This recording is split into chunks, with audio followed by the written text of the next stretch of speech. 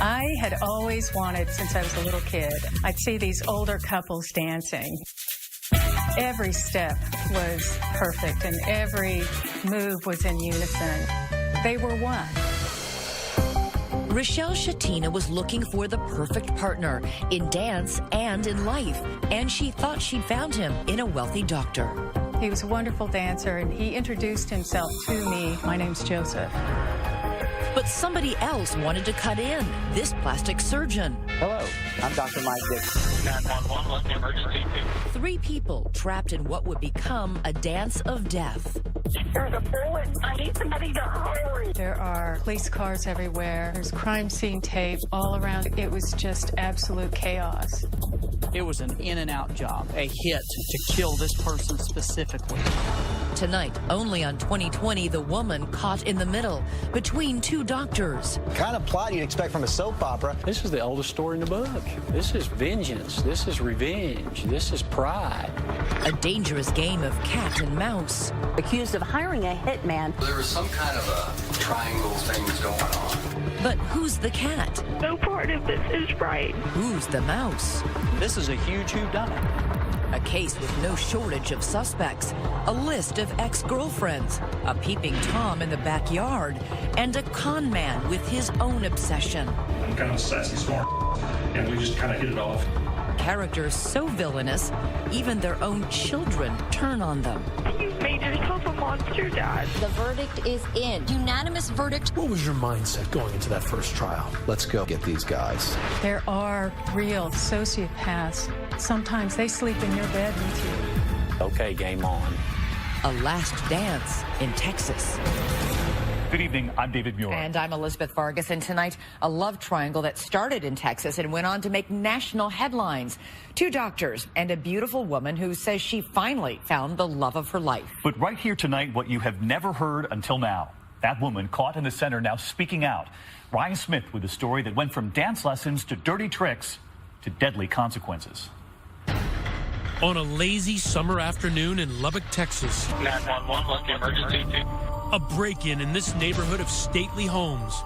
Somebody has broken a window in the back, and the doctor did not show up for work today. Prominent local physician, Dr. Joseph Saunier, is found murdered. A landscaper finds his body. Oh, no! God. Ma'am, what's going on? Shot and stabbed multiple times. There's a bullet that was laying on the ground. He was shot right here. Another clue stands out. A Gatorade bottle lies on the floor near the shell casings from the bullets. Police determine it's a crudely fashioned silencer. We were dealing with something that was a hit, of sorts, that somebody had come to this house and to kill this person specifically. But who?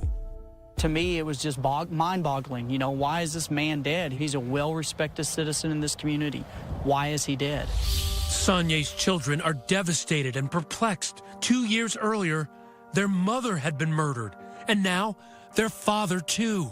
For Saunier's oldest son, Dallas, it's a hauntingly familiar scenario. I knew how to plan a funeral. I knew how to scrub blood off the floor. I knew everything we had to do because I'd already done it once before. This just doesn't happen. The statistical likelihood that both parents would be murdered, separate occasions, is unfathomable. I got the call the day before the 2-year anniversary of my mother's death. I thought maybe it had something to do with her death. That's how out of left field and completely out of nowhere this was. For Joseph's 3rd son, Philip, there are more questions than answers. We started racking our brains. Well, it's got to be some type of girlfriend situation. If it's not a robbery, it's somebody he knows. This all took place in Lubbock, Texas, nestled in the heart of ranching country, a broad and windswept terrain of cotton fields, cattle, and money.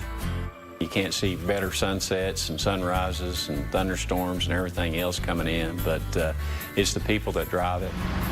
There's no better people probably anywhere in the world.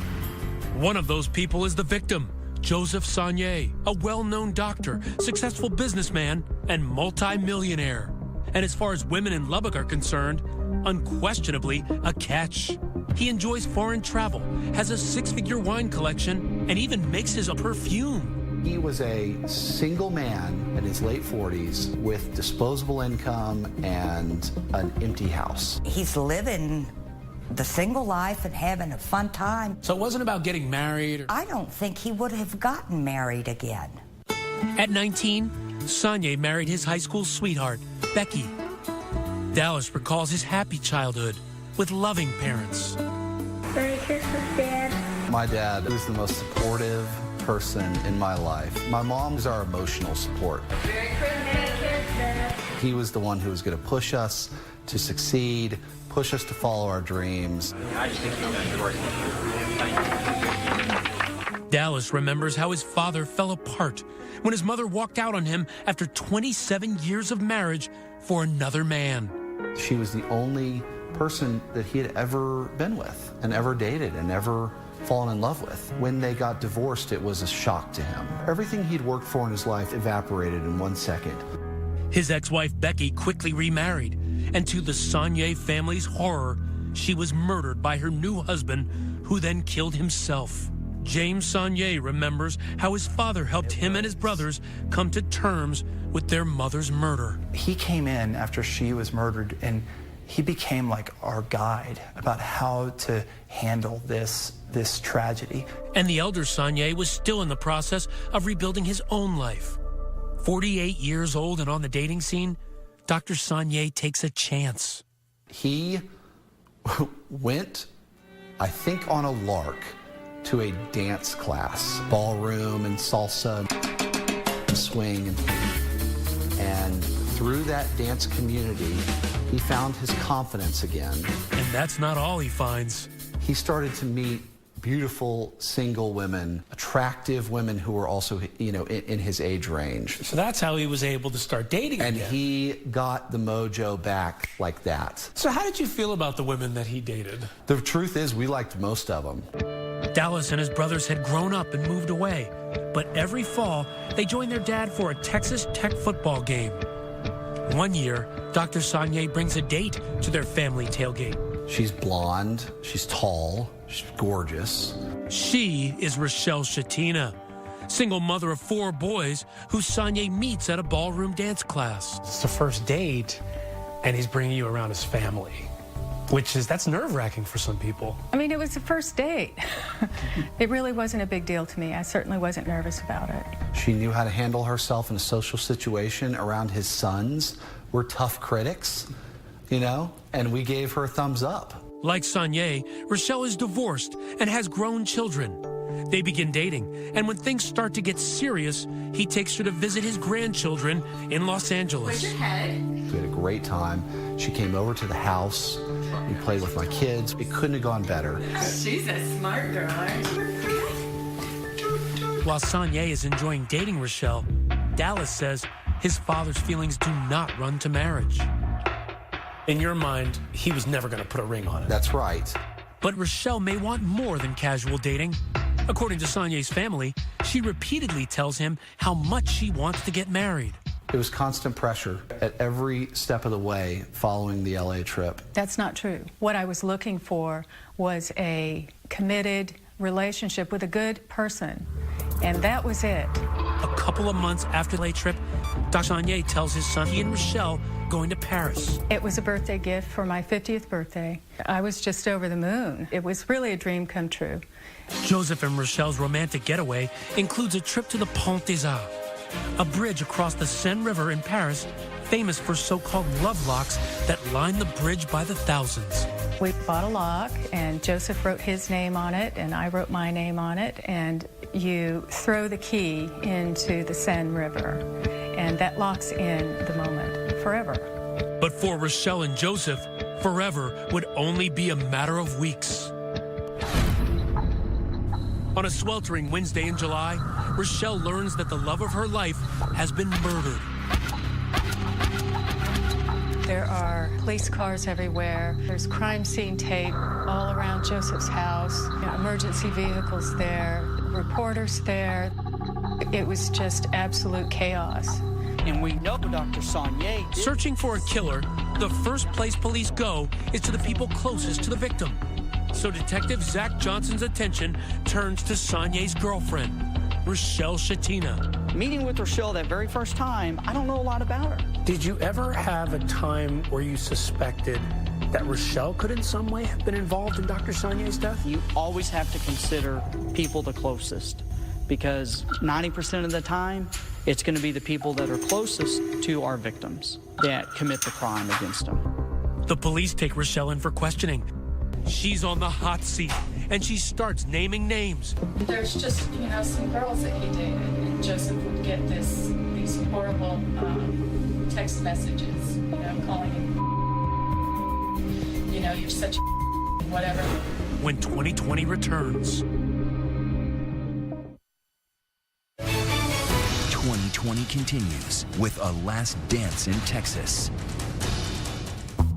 Joseph Sonye, a respected doctor, is found murdered in his home in an upscale Lubbock neighborhood. And the first person homicide detective Zach Johnson wants to interview is Rochelle Shatina, Sonye's current girlfriend. He brings her in for questioning. How would you describe your relationship with Dr. Sonye? He's the love of my life.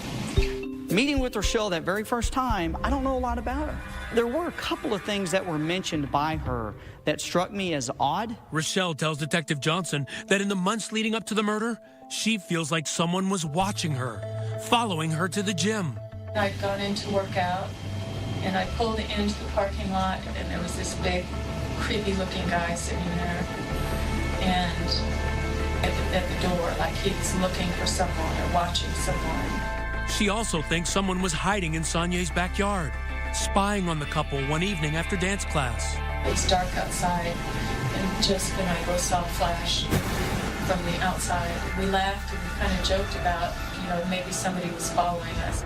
Detective Johnson asks Rochelle if she knows anyone who might have stalked the doctor or held a grudge against him. Joseph would get these horrible text messages, calling him and, you're such a and whatever. And Rochelle has no shortage of theories about suspects.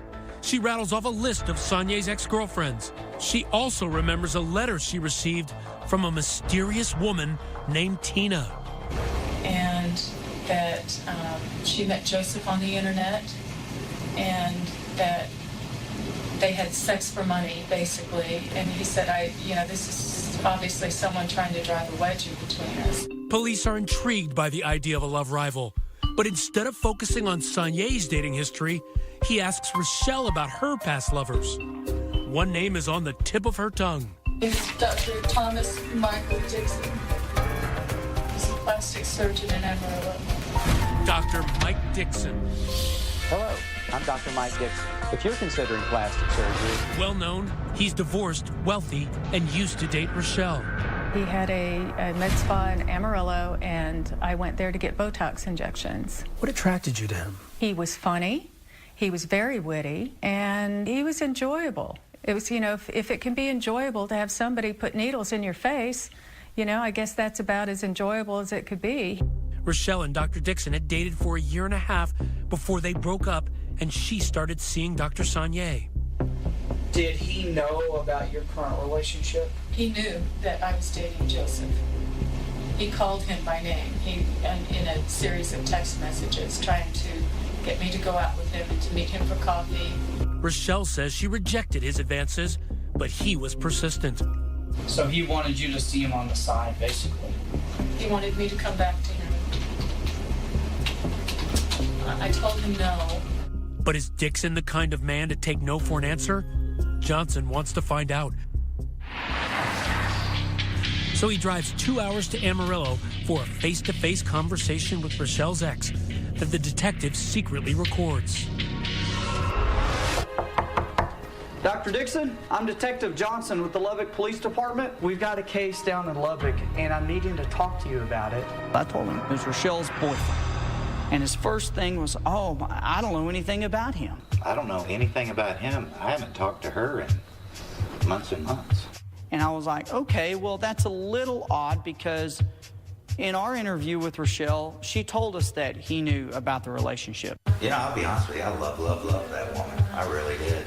He was obsessed with Rochelle. He's having a lot of problems getting over this breakup. He just couldn't seem to let her go. For Detective Zach Johnson, alarm bells were sounding. I really had fallen head over heels. In fact, made a lot of life changes for her. He's very upfront about, yeah, I wanted her back. Dixon recalls how their relationship ended when he failed to propose to Rochelle on her birthday and instead gave her a subscription to a Tea of the Month club. And she went ballistic and said, well, it didn't. I remember clearly, it's not a big rock. And I said, no, it's not. Like a wedding ring. It wasn't about the fact that it was tea. Tea is lovely. I don't happen to drink it. He was not present in any emotionally supportive aspect of my world. But despite Rochelle's unhappiness with him, Dixon says they kept in contact after their breakup, exchanging texts, and he says they even planned a weekend getaway to a resort. She was like, hey, you want to put this back together? And I was like, yeah, I did.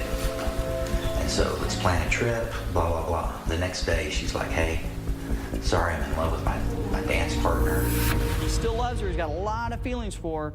But boom, she drops the hammer on him and says, oh, by the way, I'm in love with my dance partner. Some would say, well, you're throwing it in his face a little bit. Well, no, I wasn't throwing it in his face. There was, an ugliness from him to me. Dixon seems like a likely suspect, but he has an alibi the night of Sonia's murder, as do Rochelle Shatina and those ex-girlfriends. Detective Johnson is stumped. There's something not right here. This is a huge whodunit. Until Johnson gets the call all detectives pray for. It's from a tipster who offers a new name that could crack the case. His name's Dave Shepard, S-H-E-P-A-R-D. But who is Dave Shepard? Stay with us. 2020 continues with Ryan Smith and a last dance in Texas. Homicide detective Zach Johnson is desperately trying to unravel a tangled web, but he has no viable suspects in the murder of Dr. Joseph Sonnier until he gets a phone call. What was it that broke this case wide open for you? When Paul Reynolds called the police department. My name's Paul Reynolds. I'm trying to get some information to some folks, and we think we got a crime that happened down there in Lubbock. It's a homicide. Who is Paul Reynolds? Believe it or not, there are good people in the world, and Paul Reynolds is one of them. Reynolds is a registered nurse, down on his luck when a childhood friend named Dave Shepard offers to let him crash on his couch. He offers to tell police everything he knows. So I crashed on his couch. He kind of started in with just weird talk. According to Reynolds, Shepard starts acting strangely, telling wild, violent stories of killing a man in Lubbock. Incredulous, Reynolds Googles the information only to discover that the murder is real. And then these stories started to come out. Reynolds tells investigators that, coincidentally, Shepard is a good friend of none other than Rochelle's ex, Dr. Mike Dixon. The investigation takes a turn, zeroing in on Shepard. And tell me about y'all's relationship, how it evolved. He's quick-witted. I'm kind of sassy, smart. And we just kind of hit it off. Shepard tells investigators he and Dixon bonded over cigars and martinis at local hangouts in Amarillo, commiserating over their ex-wives. Smoking cigars is a very sociable thing, and we just connected and hooked up. So y'all just happened to meet up in the cigar shop? That's it, and kind of had a connection. Shepard's daughters, Haley, Abigail, and Rachel, speaking exclusively to 2020 about the strange bond between their father and Dr. Mike Dixon. Dad was definitely obsessed with Mike. Really? He had a big man crush on Mike. It was an unlikely bromance. Dixon, a successful plastic surgeon, and Shepard, a divorced, unemployed con man. So what did your dad see in him? His money and his success. Dad wanted to be Mike. Shepard may have been obsessed with Dixon, but Dixon was obsessed with someone else, Rochelle Shatina. He left his wife for her. She broke up his marriage, and he just wanted to, I guess, pay back. David Shepard does come in and tells us exactly what happened. So he tells you everything. This whole thing was like this stair step, and it started at the very bottom of these stairs as being a prank. Shepard tells police that it all began harmlessly enough, trying to tarnish Dr. Saulnier's reputation in the hope that Rochelle would break up with him and run back to the arms of Dixon. What were some of the things they came up with? They were going to get this porn subscription, like child gay porn, and they were going to send it to Dr. Saulnier's office. Go to an adult bookstore and buy the most obscene, nastiest man-boy love association book you could, and buy him a subscription and send it to his office. Because I said, that's a gift that'll keep giving. They were thinking that was going to ruin his reputation, his professional reputation. Thinking more like teenagers than grown men, they concoct ridiculous schemes to humiliate Dixon's rival, like hiring a stripper to pretend to be Saulnier's girlfriend so that Rochelle will think he's two-timing her. As the months go by and Rochelle is still dating Saulnier, Dixon becomes desperate. He said, we have to follow him and to figure out where he's at. He goes, hey, what are you doing? Let's take a little trip to Lubbock. They drive the 120-mile stretch of highway between Amarillo and Lubbock. And next thing I know, he tells me that Rochelle and Dr. Saulnier take these dance classes. And he showed me where the dance class was, where to go. Shepard spends months in Lubbock watching the lovers. Turns out it was Shepard who scares Rochelle in the early morning hours when he's staking out her gym. And it's Shepard who, in a brazen move, breaks into Saulnier's backyard and takes this accidental selfie. The flash alerting Rochelle and Saulnier inside. It looked like a camera flash, and we kind of shrugged our shoulders and said, that was weird. Shepard fails to dig up dirt on Saulnier, so Dixon grows impatient. Was there a specific act that he was wanting done? Was that what y'all were discussing? Yes. And what was that? He wanted him hurt, and then it gradually developed into having him killed. After hours of interrogation, an exhausted Shepard gives police a blow-by-blow of what happened that night. A full confession. July 10th, 2012 is the last night Shepard will stalk his prey. He breaks into Saulnier's backyard, armed with a gun and a knife, and lies in wait. Saulnier comes home, makes himself a drink after a long day at work. Suddenly, Shepard is at the back window. Pull the gun out of the bag with the Gatorade on it. I point the weapon with the bottle at him. Shepard pushes through the window and fires, emptying his gun into Saulnier. The doctor somehow finds enough strength to stumble out of the room to get away.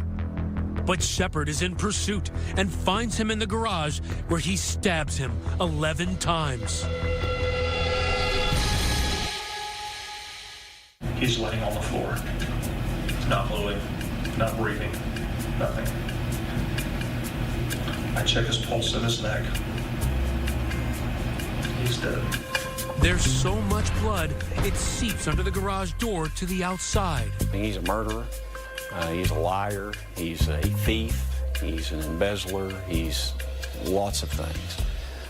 As far as his role in this, I think he was a pawn for Mike Dixon. So District Attorney Matt Powell offers Shepard a deal. Rat out his good friend, Dr. Mike Dixon, in exchange for a life sentence instead of a death sentence. But who will the jury believe? A respected plastic surgeon or a convicted con man? And would one of them not live to tell? Now, more of 2020 and a last dance in Texas. Despite the fall chill rolling across the outer western plains, in downtown Lubbock, things were heating up as the biggest murder trial this town has ever witnessed kicked off. This prominent plastic surgeon, Dr. Michael Dixon, accused of hiring a hitman, friend and business partner David Shepard. I cannot believe that they did this. It makes me so angry. A low-life scum and a piece of doctor. When Dr. Mike Dixon was arrested and brought to trial for his role in Dr. Joseph Saulnier's death, Dallas Saulnier was hell-bent on bringing his father's suspected killers to justice. What was your mindset going into that first trial? Let's go get these guys. But as always, there's another side to this story, and there was another son in that courtroom. He was a good dad. He still is a good dad. Andrew Dixon, convinced his father is innocent. They're trying to prove him guilty, and he's fighting for his life. I mean, it's just terrifying and just so sickening. The man tasked with putting Andrew Dixon's father away, a hard-charging Texas district attorney named Matt Powell.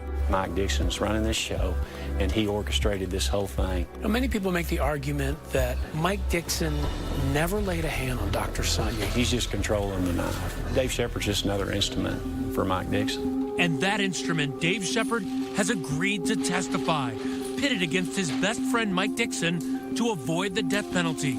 This is the oldest story in the book. This is vengeance. This is revenge. This is pride. The motive? In courtroom 72 of the Lubbock County Courthouse, the prosecution paints a picture for the jury of Dixon as an obsessed, calculating puppet master. He either wanted her to suffer or he wanted her back. And only he knows what the true answer to that question is. But Dr. Saulnier was in the way. The pillars of Powell's case, police find the gun Shepard used at the bottom of a lake conveniently located behind Dixon's office and discover it's registered to Dixon's brother. And they also find surveillance videos from the day after the murder. That's Shepard in the plaid shirt, Dixon in blue, the two hanging out, thick as thieves. Was there any discussion about when the police went over there and spoke to him? He was nervous, so I had to get out of town. But he didn't. Instead, Shepard attempts suicide. He slits his wrists. When he fails, who does he call for help? His buddy Mike. Here they are. That's Shepard towering over Dixon as they head into the doctor's office to stitch Shepard up. So he sews your hand up, and does he discuss anything with you in reference to Saulnier? I told him I need to keep my cool. Prosecutors also have a myriad of incriminating text messages between Shepard and Dixon, as Shepard stalks Saulnier for months. Messages from Dixon ordering Shepard, you have to stay close. Watch him in the AM. Go get him. And put it on him. Finally, what's the price for murder between friends? Police say Dixon paid Shepard for the hit in the form of a box of Cuban cigars and 3 silver bars. Bars that turned up at this pawn shop in Amarillo. One before the murder, 2 the day after the murder, sold by none other than Dave Shepard. In terms of demeanor, he didn't strike you one way or the other, it sounds like? Not at all. A couple days later, he's on the front page of the paper. And I was blown away. But Dixon's lawyers have an explanation for all of this. First, the gun used. They say Shepard stole it from Dixon's home. Defense attorney Frank Sellers shows me where. They came in here, they're picking out a cigar to smoke, and Shepard opens this drawer here, and it's a gun. So that's how Shepard knew a gun was in that drawer? Exactly. And the silver bars? The defense says they were for a business investment, not a murder for hire. They say Dixon only wanted Shepard to try to take photographs of Saulnier out with other women, to show Rochelle Saulnier wasn't all he was cracked up to be. In the days before they leave for Paris, he says, it's got to happen tomorrow because the trip is imminent. It almost sounds like somebody's trying to say attack or hurt somebody imminently. We believe it was an attempt to make the trip uncomfortable. Get the photographs. And they say this was all because Dixon was upset. He believed Rochelle was throwing her new relationship in his face. Rochelle was posting on Facebook all the time how Dr. Saulnier was 10 times the man that Mike Dixon would ever be, and he wanted to show Rochelle that she was wrong. So from your perspective, it wasn't about Rochelle Shatina. It was about Mike Dixon and his ego. Right. If he was obsessed with her, he'd have been following her. Were you in any way trying to flaunt your relationship? He was blocked from my Facebook page. So was I flaunting anything? No. Dixon's attorneys say Dave Shepard simply went rogue when he killed Saulnier. Do you at least admit that he planted the seed by even discussing this relationship? Planted the seed for a murder? No, absolutely not. Mike is morally responsible for David Shepard being down here, but not for the purpose of killing Dr. Saulnier. Mike Dixon never wanted that to happen. I asked him, "You sure you want to do this, Mike?" I said, "Have you ever, when you kill somebody, that'll affect you from the rest of your life. You'll have nightmares, it'll bother you." And he goes, "Doesn't bother me." And when it was time for the trigger man to testify against his best buddy in open court, the Sonnier family was sitting front and center. He had a chance to get up there, confirm his story, point to that guy as the person who paid him to kill my dad, and end it all. He does end it, but not in the way Dallas wants. Shepard is about to drop a bombshell. But Daddy, why didn't you tell them? And make his own flesh and blood despise him. You've made yourself a monster, Dad. When we come back. 2020 continues with Ryan Smith. When the convicted murderer Dave Shepard took the stand at his best friend Mike Dixon's trial, he was facing the victim's family, the jury, but perhaps most poignantly, his 3 daughters, Rachel, Abigail, and Haley. And they are not here to defend their father. You were in that courtroom to get closure. We were there more in support of the Sonnier family. Right. Yes. Our heart was broken for them. Shepard's daughters saying their father is a murderer. And do you think that Mike Dixon paid your father to kill Dr. Sonnier? Yes. Yes. But on the stand, a shocking twist nobody saw coming. Shepard himself has basically denied all of his previous testimony. Shepard's confession was expected to put Mike Dixon away. This is what he said. They said, "Well, just go behind him when he's not paying attention, hit him with a board." I said, "You could probably kill him." And Doc went like that. We'll talk about that later. But in the courtroom, he suddenly changes his story and says Mike Dixon never asked him to kill Sonnier, letting his friend completely off the hook. You begin to question him. What happens? Well, he completely digressed from what his statement was to law enforcement in the fact that Mike Dixon didn't have any involvement in this deal. The veteran prosecutor, blindsided. What's going through your mind? Okay, game on. In that moment, I've never hated anyone more than I've hated him in my entire life. The Shepard daughters, also watching, are embarrassed and ashamed. It was cowardly. I mean, he has a chance to make it right, and he completely ruined it. Why do you think he did that? He was trying to help out his buddy. The girls, compelled to do something extraordinary.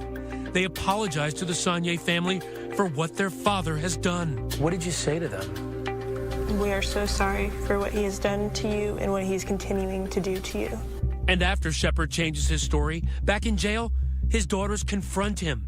It's a rare and raw look at a fractured family. But Daddy, you didn't tell the truth. I did. You didn't say anything. You just kept saying that you wouldn't tell them. But I did. But why didn't you tell? No, you didn't, Dad. You said, "I plead the fifth. I'm not going to answer that." No part of this is right. None of it will ever be right. There's nothing I could do. No matter what you do. They think I'm some kind of a monster. You've made yourself a monster, Dad. I mean, and you were literally breaking down in tears. It was frustrating. I felt like I was scolding a child. Like, I just want you to answer my question, and then you can go back to timeout. But the damage was done. If Shepard hoped to free his friend, it works. The case ends in a mistrial. The only reason for the hung jury was David Shepard's testimony. Regardless, DA Matt Powell is undeterred. Matt Powell comes into the room where we're standing, and without blinking, he says, "We are going to get this guy. We're going to do this again. Don't you worry. I've got you." And that's all I needed to hear.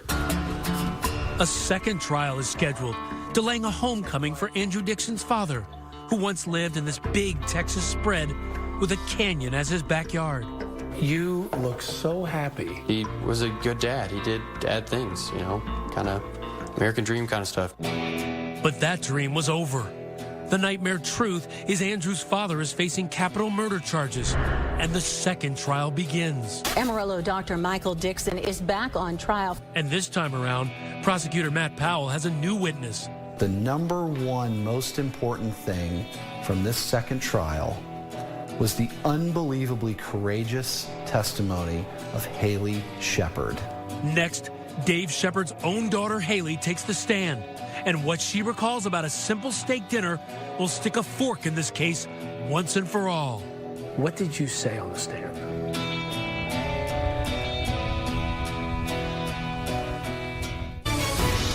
'20 continues with a last dance in Texas. Lubbock, Texas.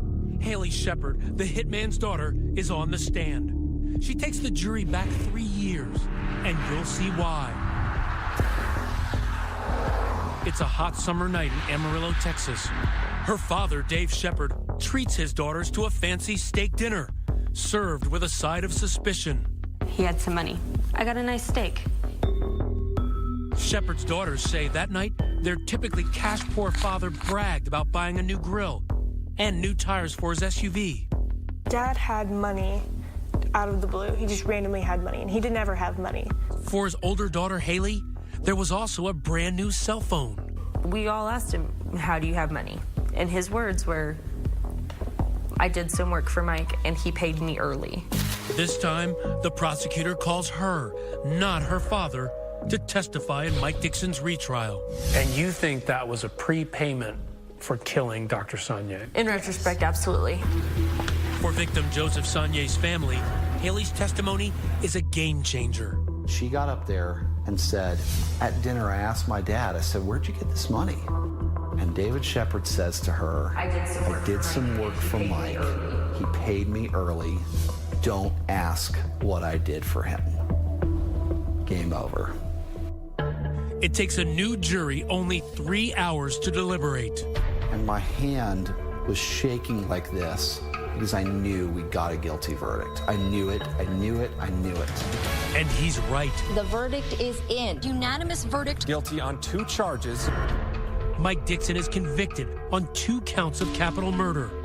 What was your first reaction? I had to turn to my wife and I had to say, he said guilty, right? He said guilty. We've been waiting for that moment for over 3 years. For the Sonnier brothers, it's finally closure. When you look at the photos of him, smug smile. When you look at his mugshot from his arrest, smug smile. And he has had that smile for both trials, and it was so great to be able to know that we finally wiped that smile off his face. Still, he's lost everything. Time with his family. Another son, Andrew Dixon, remains convinced his father is innocent. When you think about the fact that he has to spend the rest of his life in prison without parole, how does that make you feel? It's unreal. It's like a nightmare. You lay your head down at night and it's just always there. Always in the back of your mind, everything. Remarkably, Dave Shepard's daughters have accepted both men's fate as justice served. I know you guys don't talk to your dad a lot right now, but if you could, what would you say to him? We're doing very good. We are all okay. We're okay without him. Yeah, I think he's where he needs to be. As for the woman at the center of it all, Rochelle Shatina has a warning. There are real sociopaths and psychopaths that walk amongst us. They're charming. They sit at the dinner table with you and your children, and sometimes they sleep in your bed with you. They're not capable of feeling love for you or empathy for anyone. When you see that, don't ignore it. Get out. Run as fast as you can. Tonight, Rochelle Shatina has put Mike Dixon out of her mind, but says Joseph Sonnier will always have a place in her heart. I would tell him I loved him. And that I'll always love him. And I would just tell him how sorry I am.